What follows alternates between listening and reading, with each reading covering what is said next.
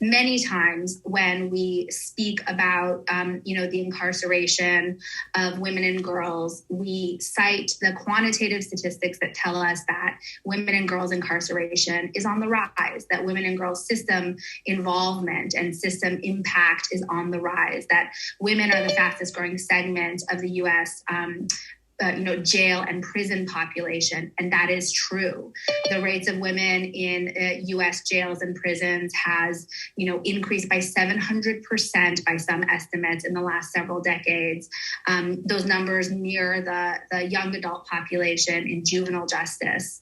And those are alarming trends, and we should be concerned about why we have more women and girls, youth identified on the female side of juvenile and criminal justice, because this includes a healthy proportion of LGBTQIA young people. By some estimates, 30 to 40% of this population identify as gender nonconforming or trans.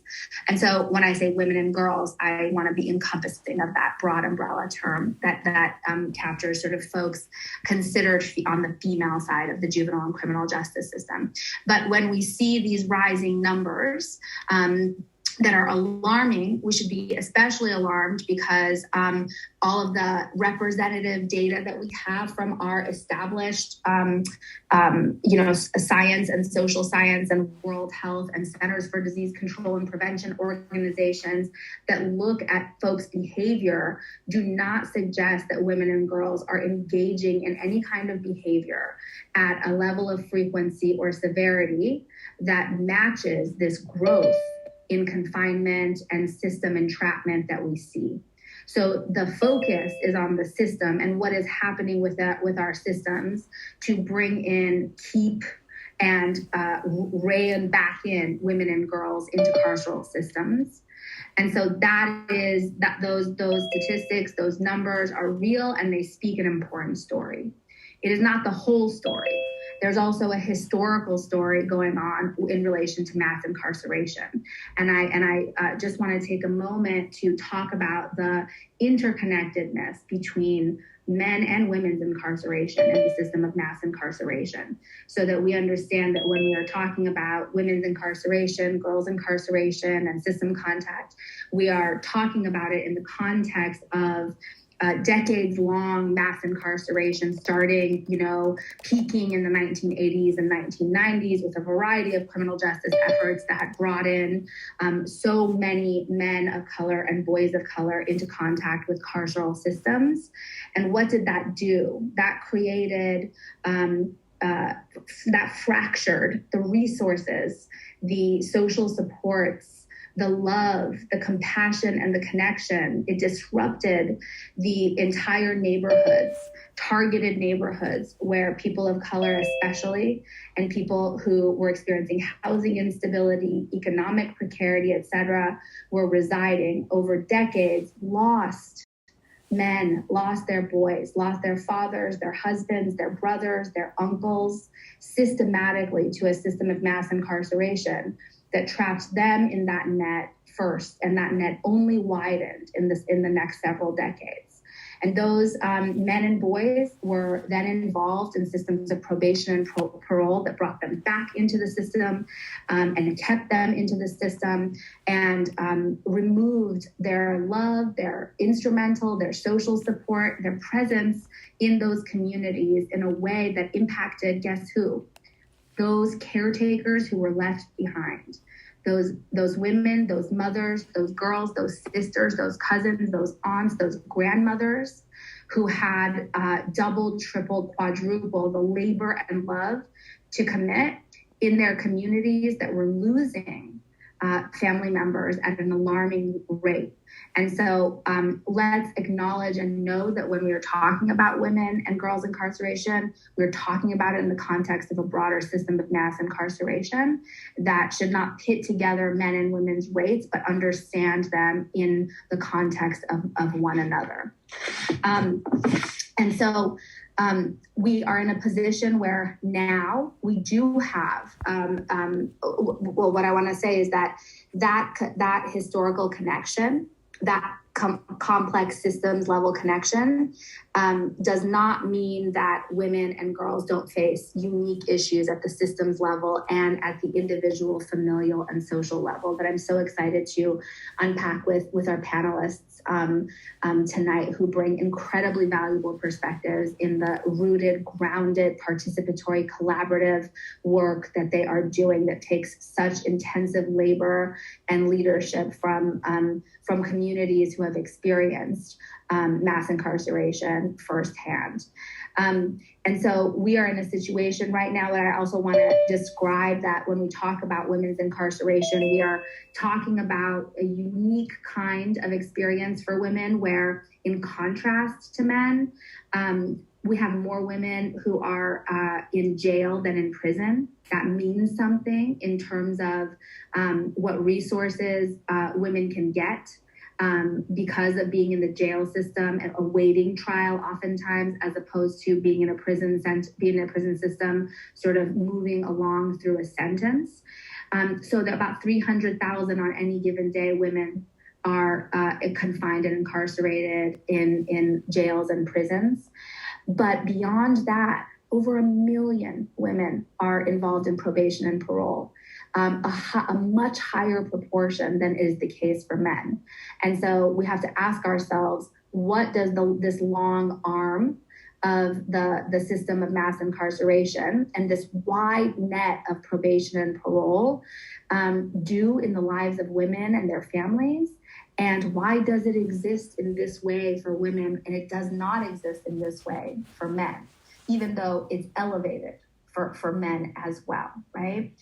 And finally, of course, anyone, right, who looks at the offense profiles of what brings women into these systems and settings can tell you that so many women and girls are brought into the system for low-level minor offenses, including drug, property, and misdemeanor-level violence offenses. But that the important thing to know about that is that those the meaning and the context in which those offenses occur are structured by virtue of racism, structural racism, are structured through the lens of patriarchy and sexism and economic precarity, and that our understanding of what it means for a particular behavior of a woman who might be experiencing violence at the hands of a partner, right, who is duly arrested and also confined for that act of violence, which may have been self-defense or may have been in the context of a coercive relationship, that the meaning, the structural meaning, the context, the subjugation of those women and girls is of course lost when we apply legal labels and legal language to the behaviors that occur.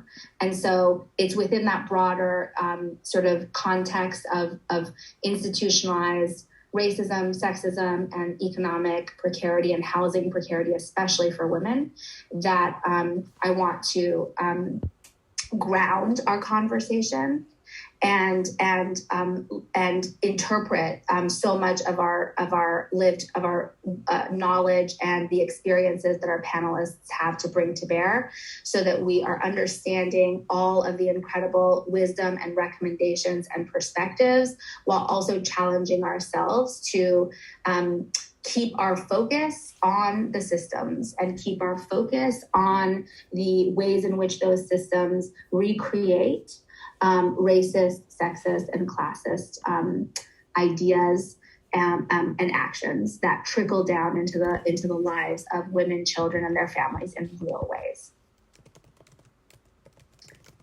So with that, unless Helena and student folks, no, there's not. Okay, perfect. So I have the good go ahead to delightfully ask our amazing panelists to introduce themselves and to tell us their names and who they are, and tell us a little bit about the work that they do and that has brought them here today. It would be wonderful. And would you mind, Tracy, if we started with you for the introduction? Sure. Hi again. Thank you for having me here. My name is Tracy Carter. I am a parent advocate with Bronx offenders. I am also a mother of 11 children, a wife, of 28 years today, a grandmother of 7 children. I bring to today my experience of how I was impacted and affected by the child welfare system. I will speak a little bit more later, but just a brief introductory of what I do. I work with families who've been impacted by the system. I help find resources for them. If I can avoid them from going into court, even ACS found against them, then that's what I'll do. I work with the attorneys every day on intake with Bronx offenders, and my role is to help these families keep their children home safely, with resources in place, and try to avoid even having a case filed against them, working with them, finding resources, programs, if it's parenting class or whatever services that this family might need, then that's what I'm there for, to help them, because I know how it is to be excluded from a lot of things and not have a voice. So my voice is to help these families and parents get their voice out there so it can be heard. So, and again, thank you for having me here. Thank you so much, Tracy. Anissa, would you like to introduce yourself next? Good evening, and thank you for everyone who joined us. And Tracy, I love it, right? My name is Anissa Sabor-Mumin. I am an organizer, activist, and advocate all around. I am formerly incarcerated, first and foremost. I've been doing this work around advocacy and changing policies that impact the conditions for women on the inside. I've done prison monitoring. I've done coalition building, facilitation of coalitions, legislative outreach, education, and community education. And so I'm here today to help educate this community about the impact of incarceration on women, families, and communities. So thank you again for having me. Incredible. Thank you so much for being here. And Betty? Hi, my name is Betty, aka Miss Betty, aka Auntie in these streets. Okay, so I am the membership, growth, and wellness coordinator for SC Justice Group. I am an advisor on a national organization, CEO. You may know it may be near you. I am a public speaker. I am a multitude of things, but one thing that I am unapologetically is formerly incarcerated. I am pleased to be here for this conversation. It's a conversation that's way overdue, particularly about the women. And I am just ecstatic to be here to just get in the weeds of it with you. Check. All right, Auntie in the Streets. I would love it. Thank you so much for being here.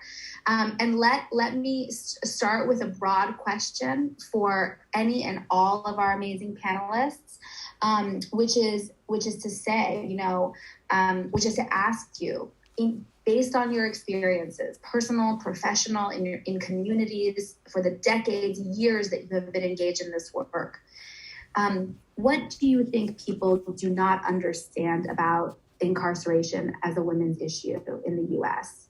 I'm sorry, was it just me? What's that? I lost part of your question. And this question is for anybody, for all of you. No, I didn't hear it. You were talking, but no sound was coming out. Oh, sorry. I didn't know that. Nobody else could hear me? Okay, but I will repeat the question. My apologies for my internet. No problem. No problem. The question really is, based on your experiences, what would you say people don't understand about incarceration as a women's issue in the U.S.? You wanted to let people know one thing about women's incarceration. What would that thing be? I'm going to start because I unmiked to talk to you and I just was listening.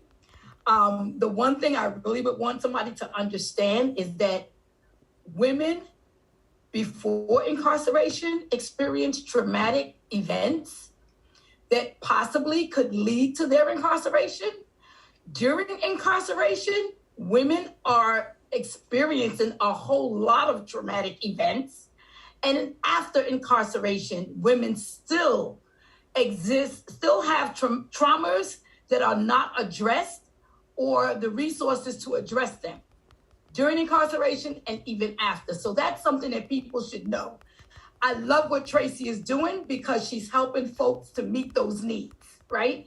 This is something that should have been done in the forefront, during incarceration, and after.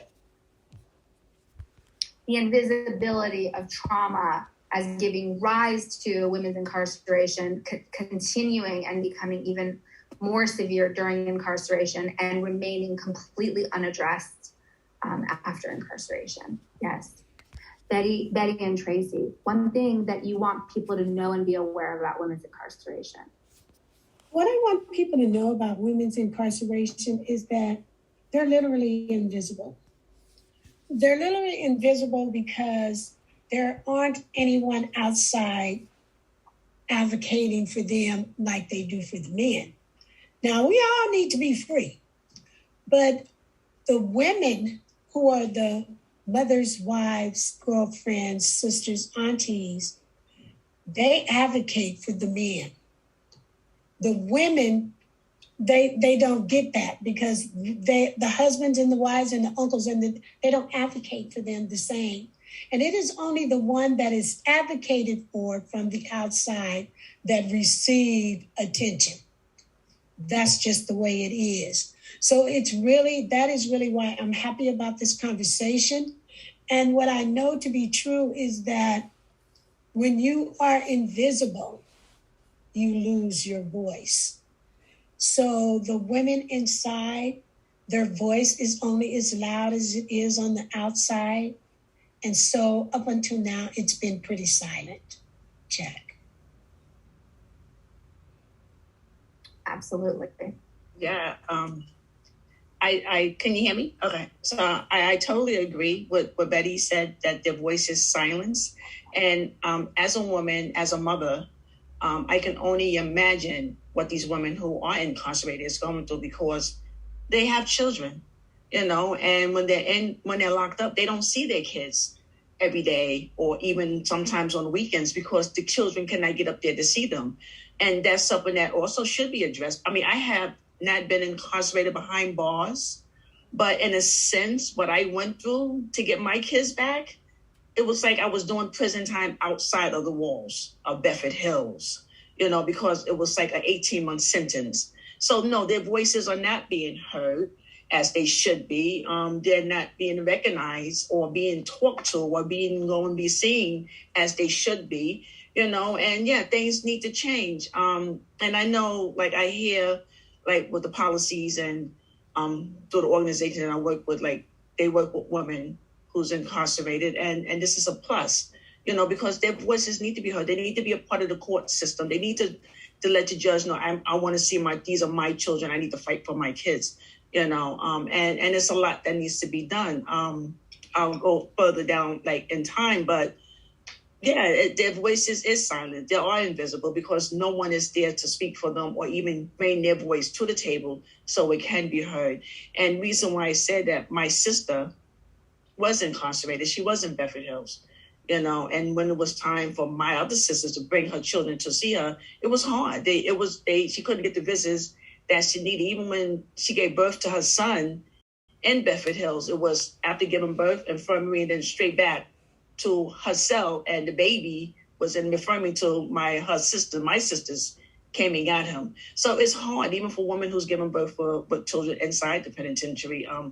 It has to be done better. They should be supporting these women, having them bond with their children while they're in there before separation, and keeping that going. I really think that's a plus. Yeah. And can I just add one thing that's really, really relevant to all of this for me, is that when you are silenced and when you are feeling worthless because people have you believe in that, when you buy into they just treat women with so much disrespect because no one's advocating for them. No one's checking for them. You will not believe the disrespectful words and treatment that women go through simply because no one's checking for them. And that's one of the things that break my heart the most, to see women disrespected in such a way. Can I just chime in and say, you said something that inspired me to do the work that I do. Because of the way that I was treated inside, because of the disrespect, because of the way that I could not speak up for myself on the inside, is what really inspired me to join a coalition that was fighting for the women. Because we know, like you said, our voices are silenced. We are seen as invisible. Once you're behind those walls, people don't see you, they don't hear you. You got a whole family and a whole community that may be impacted by your removal from the community, but no one says anything. And you can't say anything because you're on the other side of the wall. And that was my inspiration to come out and do something different and actually become the voice for the voiceless. Yes. Trauma, invisibility, disrespect, silencing, and a loss of and an invisibility of basic human rights, including the right to see your children, the right to visit with your loved ones, that are removed without folks noticing, because no one's checking for you, as Betty was saying. Yes. Tracy, I want to pick up on something that you had said that connects with the points that that Betty and Anissa were talking about as well, and that's related to the issue of women's connection with children, women's role as primary caretakers, and how that is all stripped away when children are involved in child welfare and or when women are incarcerated or moved into some part of the carceral system, right? And I want to talk a little bit, and this is a question for everybody, about the issues that you think are face mothers, particularly mothers of color who have legal system involvement, and how that intersects with the child welfare system. What do you want us to know? What is important to know about the ways in which the regulatory systems of child welfare, whether or not mothers and parents are incarcerated, contribute to, complicate, interact with the system of mass incarceration that women experience, that has racial inequity, women's rights issues, is re-traumatizing potentially. What are the issues that child welfare and incarceration sort of put together when they combine? So I'm not gonna take too much time because I know we don't have that much time left. But my story can go on for hours, but I'm gonna shorten it a little bit. So when I was impacted in 2000, it was because of something that I done by relapsing. And ACS came to my home with the police and took my 17-month-old daughter from my home and took my son straight from the hospital. So when I went to court after almost 2 months of finding where they was, because I lived in the Bronx, but my case was transferred to Brooklyn Family Court. So it was like a month or so before I actually even got the chance to see my children again after they was removed from my care. The judge said to do an inpatient or program, 18 months. So that was my sentence. My sentence was 18 months, but the difference was I was not incarcerated when I had this 18-month sentence. I was doing my time outside of the prison walls. But in a sense, I was still kind of like locked up because I couldn't do certain things. I had to abide by their rules and regulations. I had to jump through hoops, to set up visitations to see my children. And it was traumatizing for me. It was traumatizing for them, especially my daughter, who was 17 months, who remembered her mommy and daddy, and to be stripped away from us, and not knowing why, and then taken forever, from every 2-week visits to week visits. Even when I completed my program in 18 months and I went back to say, okay, give me my children back, I did my time. I was added on with another 6 months because I didn't have inadequate housing. So a lot of times when you get when a family is impacted by the system, they seem to kind of like keep throwing things to keep you down, to keep you from wanting to just give up and not fight for your children. But I couldn't let that happen. These were my kids. I wanted my children back, and I fought long and hard to get them back. And like I said, I did that 18 months, but then another 6 was added on. But my confusion was when I had my weekend visits with my children, they was able to go to my sister-in-law's home where we were staying at. But when it was time for them to come home, we didn't have inadequate housing. So that, again, I was stripped because now we had to go to the shelter, me and my husband. So it was a couple shelter. It's not a family shelter. No kids are allowed. So now I'm stripped for my weekends to day visits on Saturdays. And which was hard because like I felt like, oh my God, a part of me honestly wanted to give up. But then a part of me was like, no, look how far you come. You're not using no more. This is your life. You have to be better. You have to let your voice be heard. And then I started just like speaking up. And be like, I can't do this to me.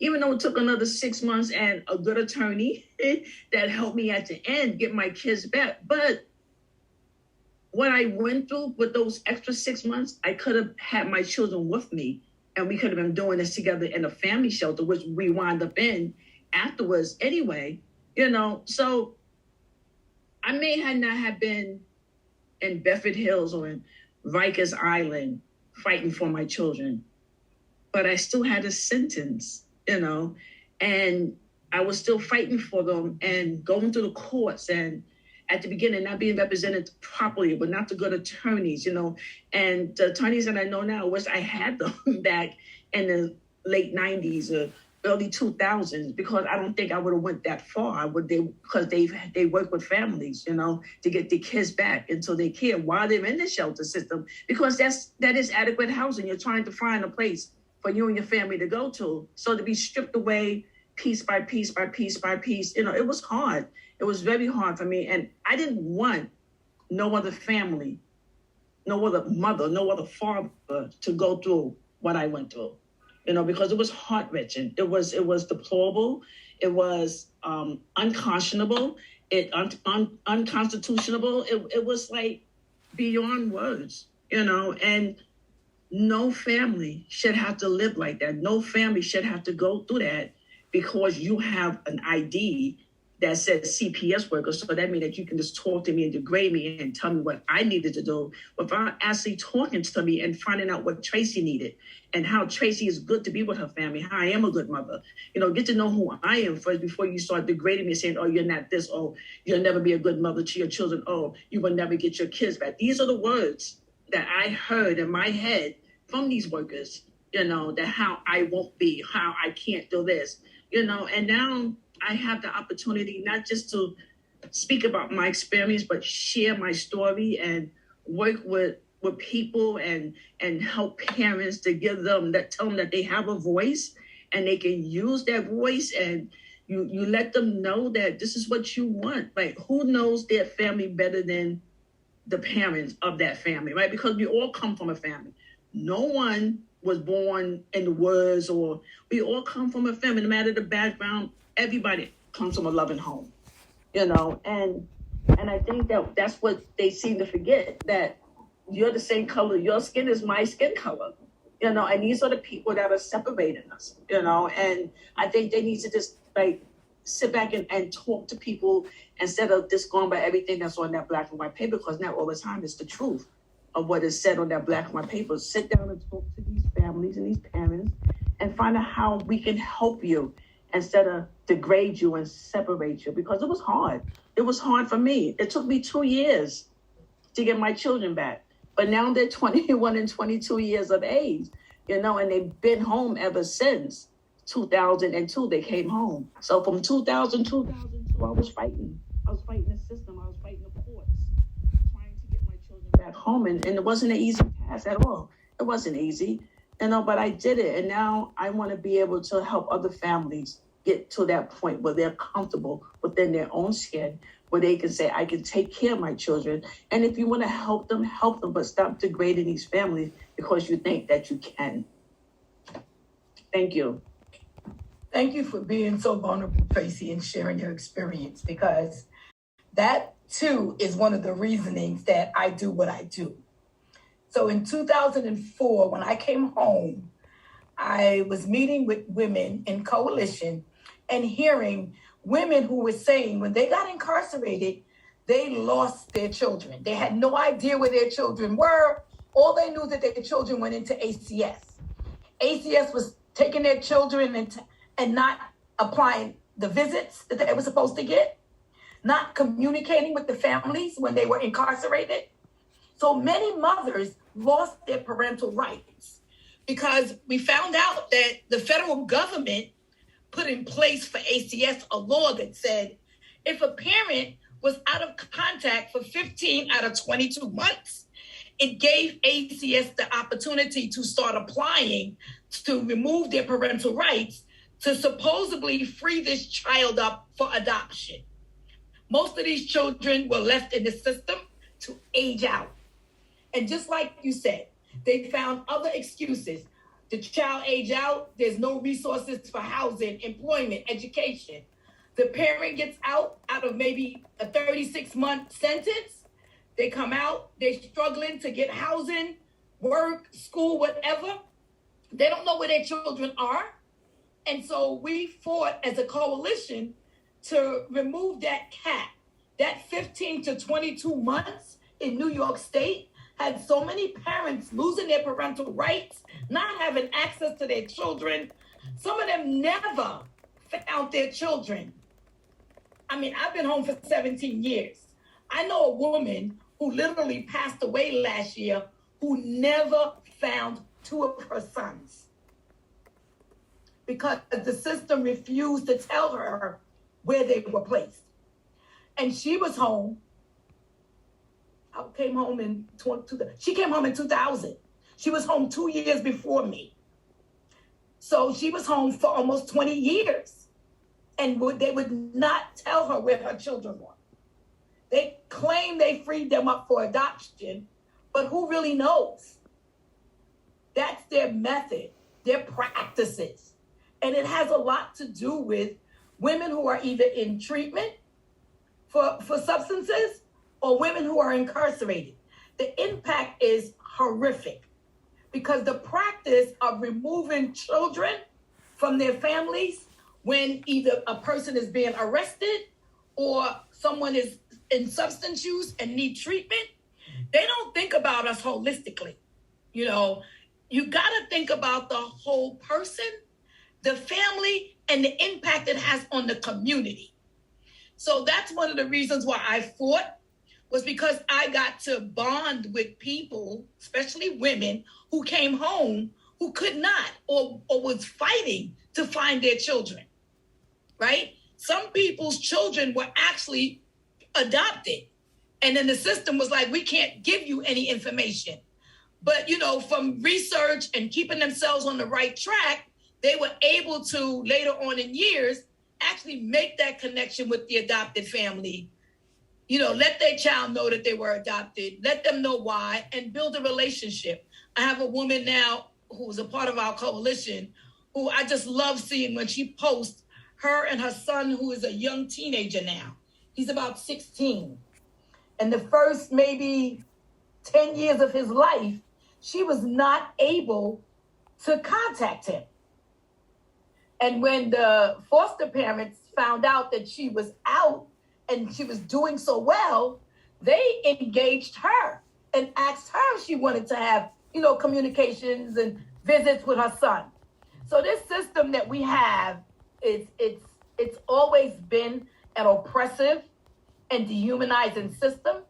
And the policies that our laws put in front of us are not policies that could help us to look at ourselves, rehabilitate the family.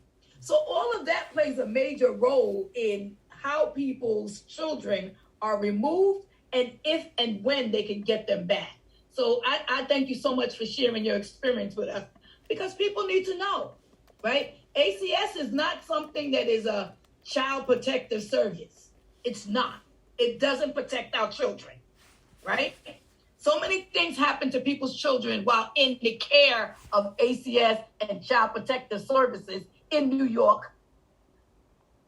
And then what happens? They say, oh, well, you weren't a good parent, but somebody else might be a better parent, but they're abusing your child or your children, right? And then you have no say. So yeah, so it's a horrific system and it needs to be reformed.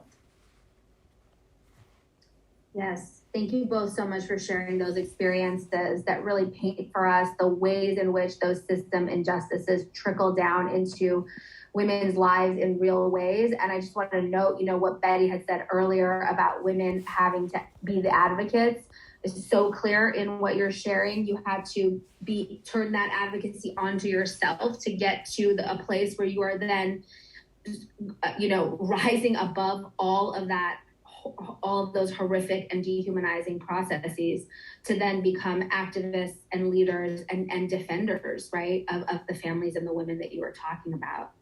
Betty, I'd love to ask you about whether you see any similarities or differences in, what we've been talking about so far in the work that you're doing in California and in thinking about the first ever national cohort for SE Justice Group that you were talking about, and in thinking about what we've been talking about so far, but also specifically, in what happens for women when they are re-entering their communities. After being incarcerated or after experiencing a system type of trauma like the kind that Tracy was talking about. What resonates in your work that you've been doing? What similarities, what differences? As we talk about how the system affects women in and out of prison, I want to go to pretrial detention. It's horrible. SE does the Black Mama Bailout, the National Black Mama Bailout every year. And it is heartbreaking and exciting at the same time to see what can happen. What happened was we had a woman who was in the county jail who during the crime broke her back and was in a wheelchair. Her children were in the car, so she was having issues with that. You already know they took them, but they did have a parent over here and someone over there. But she had to go to court for her children. And they would not take her to court because they didn't want to deal with her wheelchair. And so they took the woman's kids because she did not appear. Now, I'm laughing because that's the craziest thing I ever heard. If your people have me incarcerated and they don't bring me, how am I supposed to get there? How am I supposed to get there? So, and then you penalize me for not being there. That was crazy. But this is the flip side when things happen and when people stick together and when we advocate for each other. This is the possibilities right here. We bailed her out. They were offering her 12 years. We got her in a program. She got therapy not only for her back, but for her mind. She went from having her kids taken to getting one week, 1 day visits. Then she got weekend visits. And then guess what? She got full custody of her children back. And this was like, it took like a year and something, but we held her and we advocated for her. And we stood with her to let them know that she has someone that has her back. She's not out here alone. And in a year and a half, they were offering, the deal was 12 years. She ended up with the case dropped. That's the difference between pretrial detention and being free to advocate and have people stand with you to change things. That is the difference. 12 years to case dismissal, full custody of your kids back, and a home for them and a job for them to work in. That is the difference between pretrial detention. The one thing that I want to just bring up is that we recognize the carceral system for what it is. It's the new slavery, y'all. And when we start recognizing that, then we're not surprised that they don't care anything about our women, particularly when you're not speaking up for them. We should not be surprised that our kids are cattle to them. We should not be surprised. We should be aware and changing things. So I agree with that. The other part of your question is what happens out here. For me, people do not understand, no matter what I did. And I just feel so much for women who do not have that inner warrior, that inner person to say, I don't care what you say about me, I'm worthy, I can do this. Because if you don't, you get stepped on and pounded to the ground. And it was hard for me, who had support when I came out here. Because number one, my family had no reference to what I have experienced. So everything that they thought I should do was not really conducive to what I needed. And that was hard, to be in the midst of a family who I knew loved me, but couldn't help me. So, people always want to tell you what you should do. You should do this. You should do that, particularly when you come from prison. You should do this. Everybody knows what success looks like for you without giving you an opportunity to speak it for yourself. Inside, people that come inside, everybody that come inside, every group that come inside ain't about you. They're not worried about you. They're coming in there from an educated place. They've got their doctorate and their BAs, and they have all the papers that say that they can fix you. So they come in with no reference whatsoever about what you're really going through. But the book said, and they don't come in a place where I see you as a woman. I see you as a woman. I don't know your pain, but tell me about it and maybe I can help you. They come in from a place where, let us fix you. If you do this one, then you do that, we can fix you. How can you fix me? You have no reference about who I am. So even people that come in who are the helpful, I came to help you. You didn't come to help me. You came to fix me because you feel superior to me. And that's not true. And so those things are harmful and hurting also. So it's just a lot. I'm going to stop there because I can go on and on and on with stories. Okay. No, and we can hear you go on and on, everyone. I just want to lift up 3, I think, that I heard. I know that there are more really important systems level issues that you all are bringing up and weaving in so beautifully with the personal accounts and narratives and observations that you all are sharing. One is for women especially, the intentional, intricate link between child welfare and women's incarceration. That we can't coordinate anything as a society, but when we incarcerate a woman, someone shows up and takes their kids. How do we have a system so effective at doing that, right? Which of course gets at your point too, Betty, about the slavery by another name, right? A system that is waiting to confine, to separate families in ways that are intentionally harmful for particular groups of people and not others. The second system-related issue that you all are bringing up that is so important and also unique to women that you are painting as both a heartbreak but also an opportunity is that pretrial issue that you were bringing up, Betty.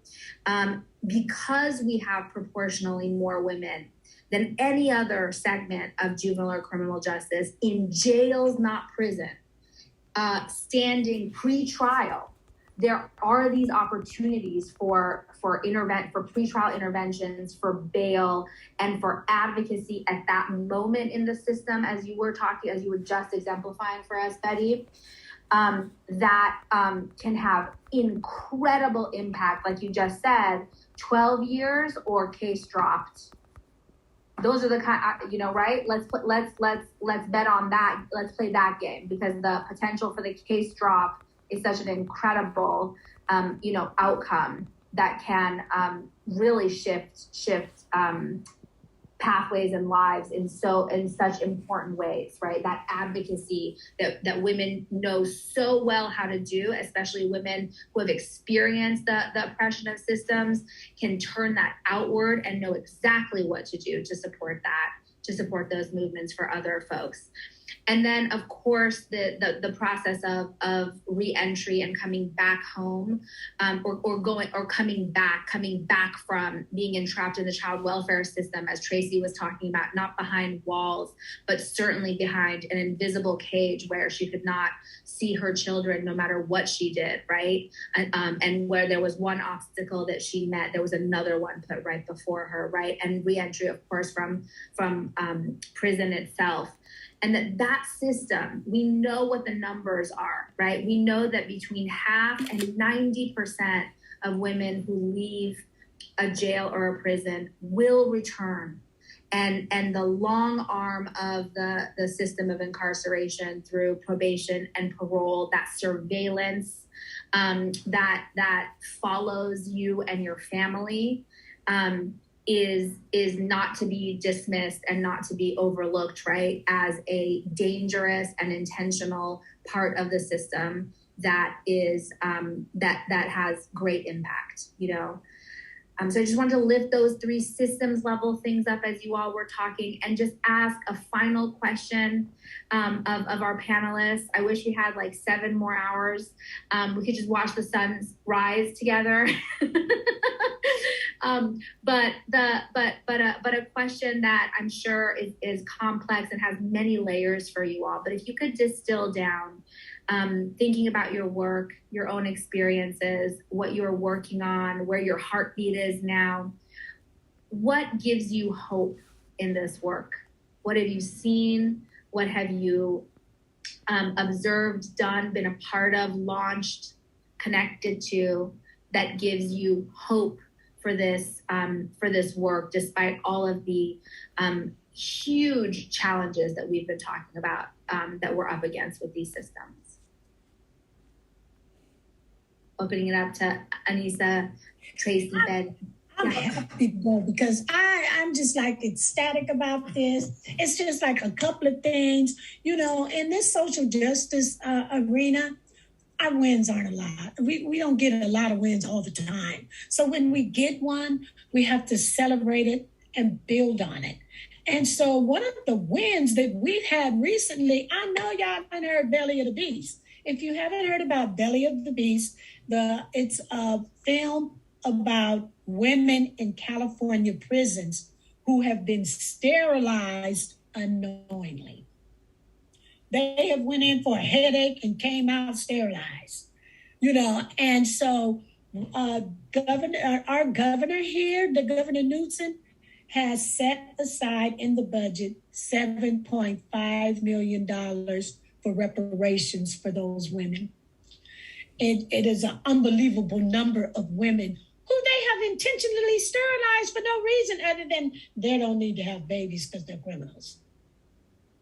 So this is big. It's been going on for years under the cover. It finally got from under the cover, and that film, Belly of the Beast, if you haven't seen it, make sure you see it. You will not believe. You won't even believe it. I'm not going to even tell you about it because it's ridiculous when a doctor sits there and says, oh, they like it. When they're funneling them and touching them in wrong ways because they're in prison, and they went to the doctor and it was like, oh, it's probably the only time they got touched by a man. And y'all go see it. If you haven't seen it, Belly of the Beast, see it. So that's one of the things that keep me moving, is because we do win. When we come for ours, we win. Okay, the other thing that we want is like, I don't know about there, but in California, getting they did the laws. We fought for the law for them to receive milestones and time off for educational accomplishments and different group accomplishments like restores justice. It's certain things that you can get milestones for, which will give you time off, even for lifers. And they were like, okay, you can have it.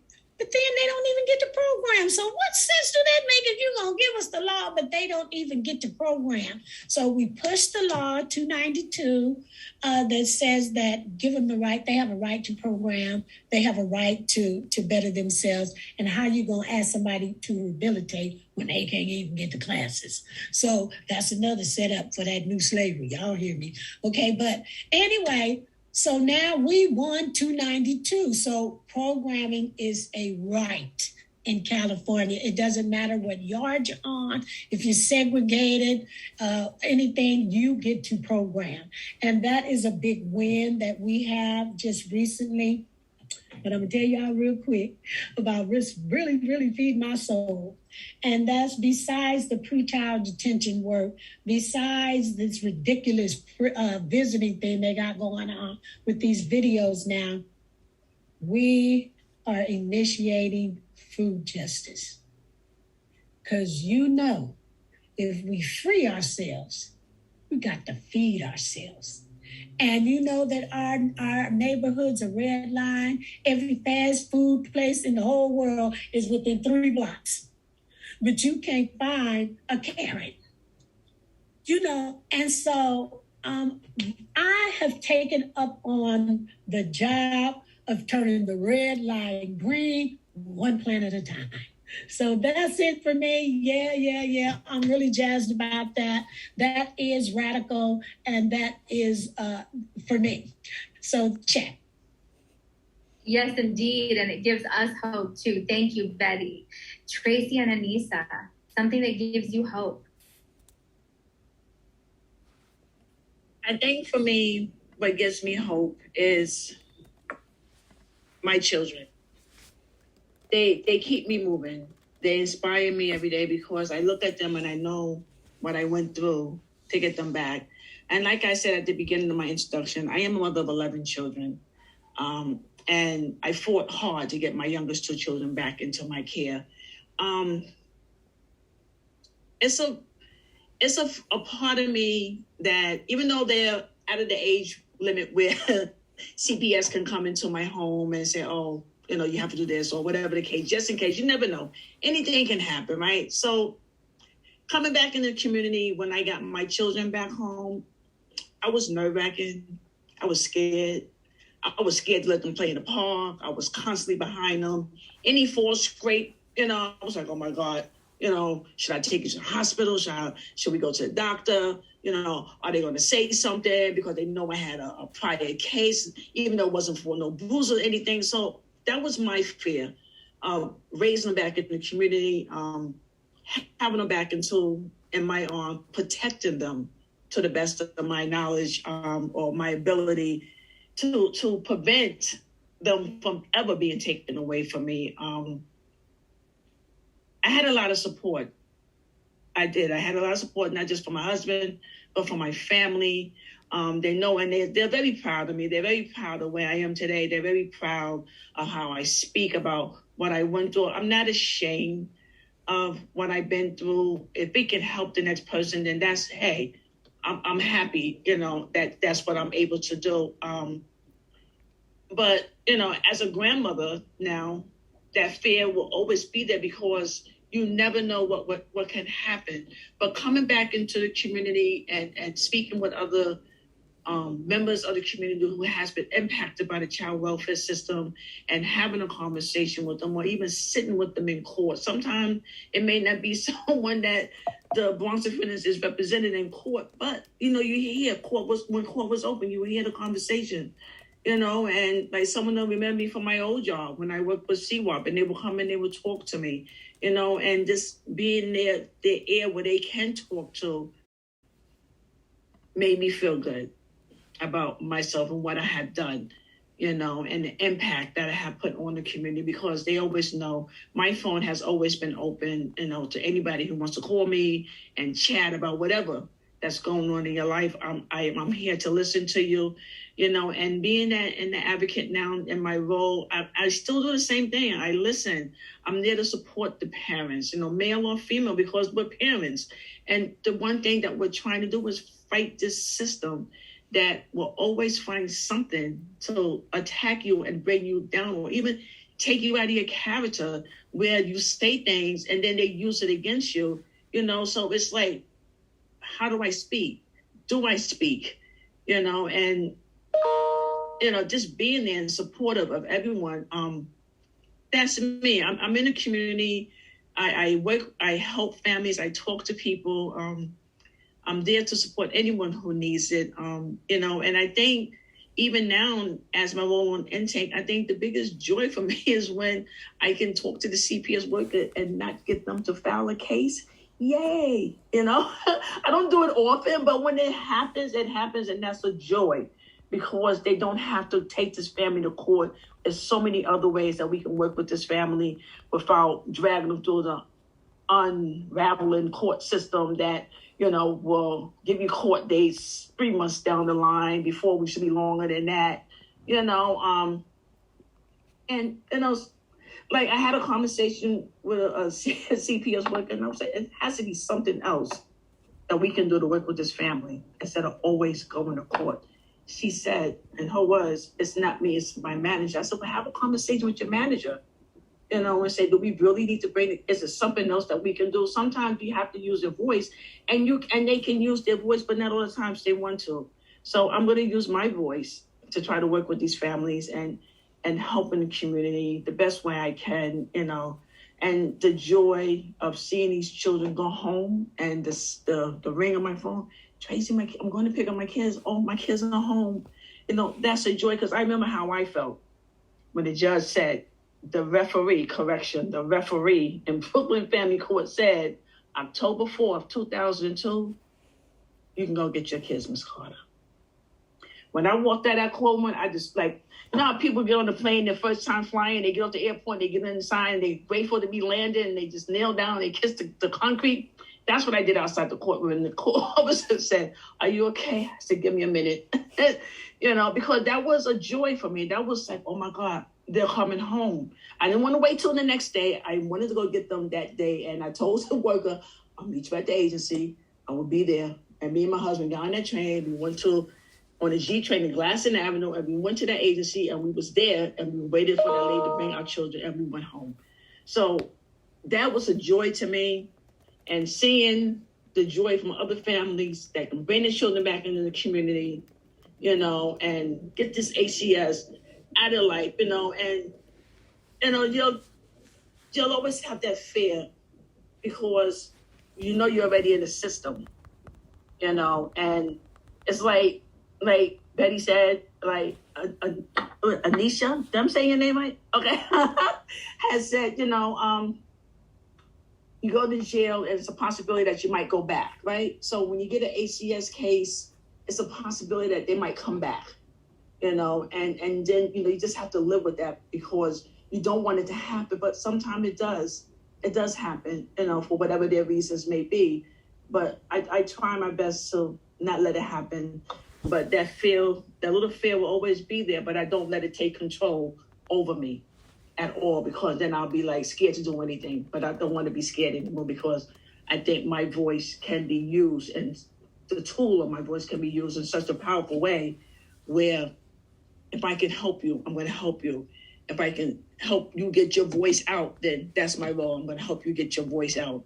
So then that way, it can be heard, and we can explain, or you can tell your story in your way of how you got your children back, or how you're still fighting to get your kids back. Yes. Bringing humanity to a dehumanizing system. Yes. Absolutely. Looking at the time, I just want to relay back to Helena, and No? And I think we're fine to keep going for a few minutes if we want to hear what gives Anissa hope, and folks. Amazing. I do. That's exactly what I wanted you to say. Yeah. That's exactly what I wanted you to say. Anissa, we want to hear what brings you hope. What brings me hope? Woo! So I'm going to try to be short, but it's hard, right? Because I've been through so many campaigns that were wins, that we now have, solid, concrete laws that we can push back to them and say, hey, you're not following this law, and this is the consequences. So one of the things that really gave me hope was the Anti-Shackling Law in New York State. Our state was shackling in pregnant women while they were giving birth. And it was horrifying. I wasn't one of them, but to hear their stories, right? And to hear them talk about the real degradation of having a correction officer, a male, standing over them while they're being, given labor and delivering their children, right? Was just one horrific, I just could not imagine. So to get that win that gave me so much hope, right? I worked on the Halt Solitary, really bringing the women's voices to the impact of isolation while incarcerated, right? We got that win just this year. But also the Domestic Violence Survivors Justice Act, which is a bill that would help incarcerated women apply back for resentencing because they're survivors of violence, right? All of these legislative wins is what really give me hope. Right now, I'm working with Center for Community Alternatives. They just launched today their Communities Not Cages campaign. And they have 3 pieces of awesome legislation that I can't wait to see them passed. One of them is to remove the mandatory minimums in New York State sentence law. The other one is to give people, you said it, sis, y'all got it, good time, the milestones for all the work that they do, educational programming, mentoring, to give them time off of their sentence, right?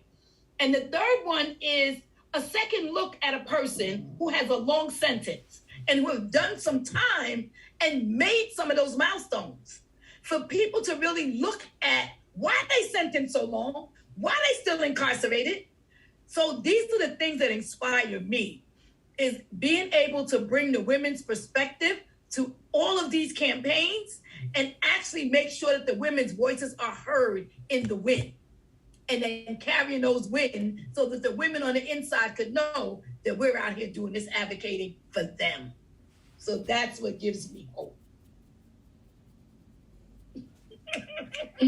Just incredible examples of real policy, put into action that makes sense for the lives of women. Of course it does. It was driven by women and activists and advocates and folks with experience. Panelists, thank you so much. I'm gonna pass the mic over to our fantastic student group as we close today. But what an incredible pleasure to hear your perspectives. Thank you. Thank you for having me. Thank you all so much. Thank you for coming. It looks like we have one question. I know we're out of time, but if panelists, you guys would like to stick around, we have a question from Lenny. Yeah, we got a thumbs up. Go ahead, Lenny. Mine isn't so much a question. It's more like, I just wanted to share what gave me hope, and what gives me hope is seeing Black women who are doing the work, being at the front lines, and Black women here sitting and talking to us about it and taking up space in the room. And kind of what you said, Ms. Betty, talking about, you've been there, you've done that, you've seen it.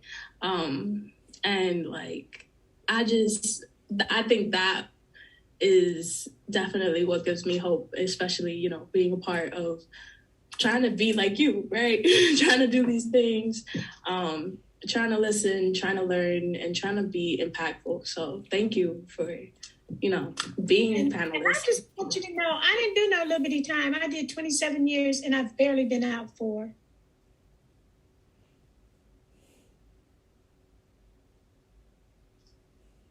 Again, I want to give anybody who needs to go the out. If you guys need to go, you can go. Won't keep you here all night. But Jamila, if you want to hop on.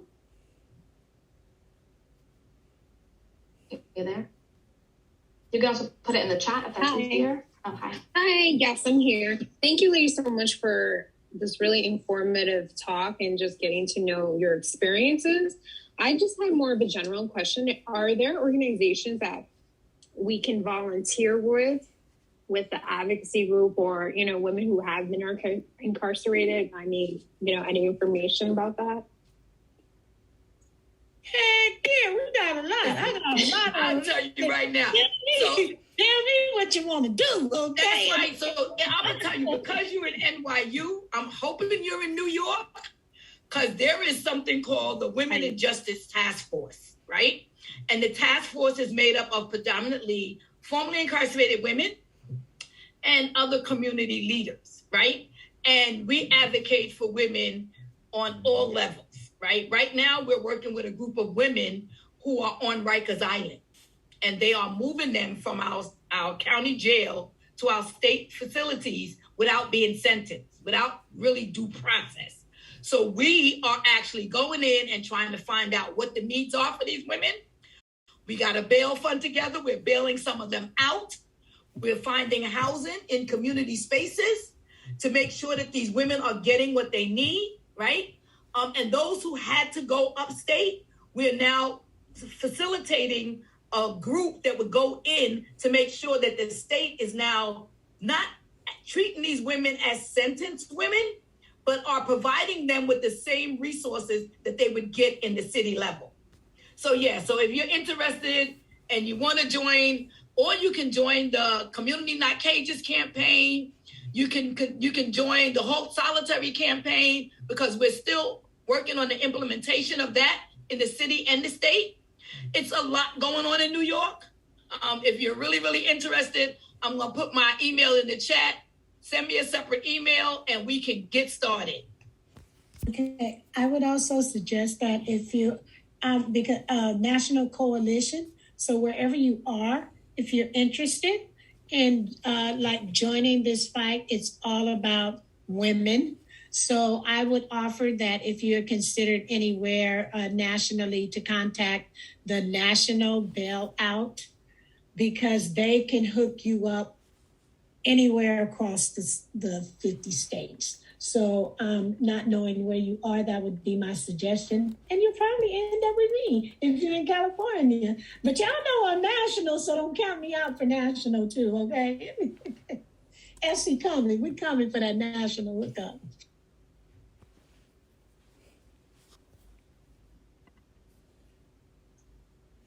Can I just say that I am also inspired by you young people who are being educated and willing to do this work, right? Because I was telling someone just the other day that a lot of people who've never been incarcerated don't understand the impact. And they don't understand the positive impact that they can bring to people who've been incarcerated or people who are currently incarcerated. So for y'all to even want to hear from us, to know about what happens to women and be a part of really bringing some holistic healing to women who are currently incarcerated, like this just inspires me so much. So I want to say thank you for everyone who joined us tonight and all of you who stayed overtime just to hear from us. So I really, really appreciate you guys, and you inspire me, and best of luck in all your studies. Y'all are our future. We're just trying to hold it down till you get there and take the reins. That's the plan. See you there to hand over the roads. Yes, I just want to agree with everything. Thank you for having me here. I may not have been on that end of the walls of incarceration, but like I said, I was given a sentence of 18 to 24 months, but I just served my time on the outside of the walls of Bedford Hills and Rikers Island. Tracy, can I just say something to you, sis? Because it's hitting my heart. You were incarcerated. Yes, you were. All of these systems of oppression and treatment residential long-term is an incarceration in itself. Yeah. So you don't have to say that you wasn't incarcerated, because you were. Yes. You were just under another system. Yeah. And you were under two systems. Yes. You was under the treatment system and you was under the ACS system. ACS. So sister, you was incarcerated. Yes. So I just want to let you know that. Thank you. Bring a little awareness. Yes, Thank you. Thank you again. Thank you. And I admire that, you young people behind us will want to do something and work in your community and make it better for your generation, because you have the other younger generation that's going to be looking up to y'all one day, want to follow your footsteps. So, follow your dreams, follow your heart, let your voices be heard. Change this world. As I tell my kids, y'all have the power, but voice to make such a huge difference in what you want to do. So, so thank you again for having me here. Thank you. The whole point of this night is to gather information, because knowledge is power. Yes, it is. To be the change you want to see. Yes. That's it. Yes. Check. Yes. The last thing I'm going to say is our motto is we fight until we win. So we don't stop. I've been doing this for 17 years. And I guess I ain't going to stop until I'm in the ground. So I just want to let y'all know we got space for y'all. So come on in. And I too have been advocating for almost 18 years. So we're here. I think I speak for all of us when I say thank you so much to our amazing panelists and to Dr. Javdani for moderating us through this evening. It was really lovely to hear from everybody. Thank you all. It was my pleasure. Thank you. Looking forward to doing more. So if you ever need us, you have my contact. Mine as well. Thank you for having me. Looking forward to seeing some of y'all in some of these arenas out here in New York doing this work. So come on and join us. Yes, we have an open door policy. Thank you for having me. Thank you very much. Thank you. Pleasure talking to you. Well, everybody.